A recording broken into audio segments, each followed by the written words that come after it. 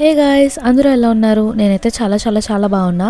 ఏంటి పొద్దున్నే ఎక్కడికి వెళ్ళిపోతున్నా అని చూస్తున్నారా? నేనైతే బీచ్ కి వెళ్ళి చాలా డేస్ అవుతుంది. అందుకే మా తమ్ముడిని బీచ్ కి తీసుకెళ్ళమన్నాను. ఇంకా కజిన్స్ అందరం ఎర్లీ మార్నింగ్ వచ్చేసాము. పొద్దునే షూట్ ఎవరు చేయించుకుంటారండి బాబు, నాకు అసలు తెలివే రాదు. అలాంటిది రెడీ అయ్యి షూట్ చేస్తున్నారంటే చాలా గ్రేట్ అనే చెప్పాలి. కాలేజ్ లో ఉన్నప్పుడు మాక్సిమం 2 days కి ఒకసారి అయినా బీచ్ కి వచ్చేదాన్ని. అలాంటిది ఇప్పుడు 1 month కి ఒకసారి రావడానికి కూడా కష్టంగా ఉంది.